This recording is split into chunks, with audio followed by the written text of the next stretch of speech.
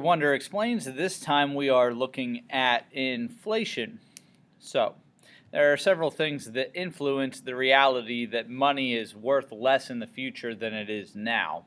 And one of them is just if I asked you, do you want $100 now or $100 50 years from now, you would always say now because you just don't know what the future holds. And so loans are all about overcoming that. But there also is this reality of something called inflation, which means that not only would you rather have the money now, but if you shoved a $100 bill under your mattress and then you pulled it out 50 years later, the reality is that it would look so small. In other words, you could buy more with $100 now than you will be 50 years from now.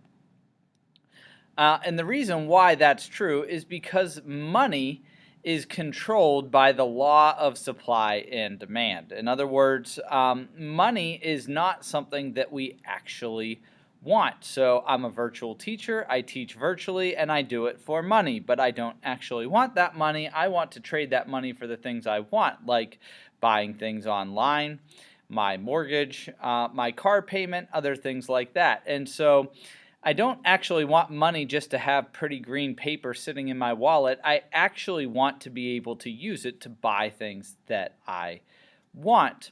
But the reality is that because the population is rising, in other words, there are more people out there, if we kept the same amount of money for the same number of people, then at some point, think about a pie and you divide it up many different ways. At some point, people just aren't going to be able to get money.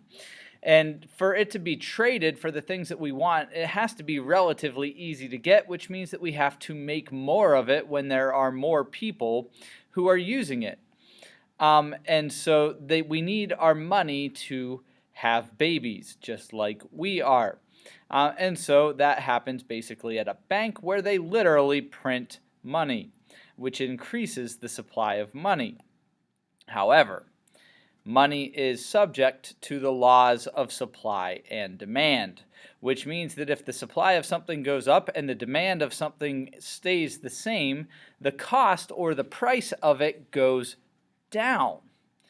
Now, what do we do with the fact that money is getting cheaper?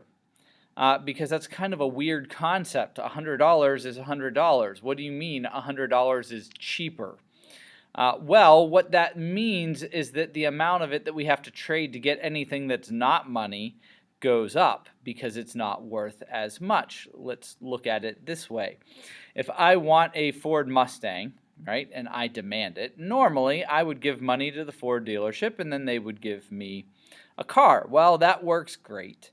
The problem is that when the cost of money goes down, the Ford dealership is going to want more of it in order to trade the same good. So this is why you see cars getting more expensive. Not just cars, but employees. Everybody gets like a cost of living adjustment, and inflation is a huge part of that. Because as the banks print more money, and it's controlled by the government, so they can't just print whatever they want. But literally, as they print more money, the supply of money goes up, the cost of money goes down, which means the prices of everything goes up. Now, that's not a one-to-one thing. There is also downward pressure on prices, largely responding to the reality that as it gets cheaper to make something, the cost of production might go down, and that might offset or even beat inflation in certain cases. But generally speaking, the amount of money that you have to pay for something goes up over time. It's why your grandparents say, in my day, you could buy a Coke for a nickel, because you could, and now it takes $1.75. Literally, what that means is that a nickel in their day is worth $1.75 in our day. That's all due to inflation. But the good news is that inflation only affects the things that we use money for. Right.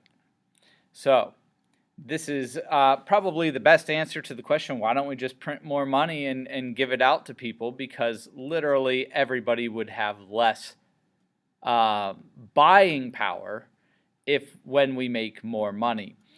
This is why people get raises throughout their careers. This is why people invest money, which we'll talk about in a different video. That's the reason for all of these things, because the reality is that not only is money not worth the same 50 years from now as it is today, but even if I stick it in a safe and pull it out 50 years from now, the same $100 bill will buy me a lot less when I take it out of my safe. And so inflation creates a problem for people who are just trying to save money. In other words, literally, I want to be able to buy the same thing 50 years from now as I bought or could buy today with the same amount of money. It's just not going to work to not spend it. I have to do something to offset inflation. And that's what we'll talk about in a different video. That's it for us today. Hope you have a good day.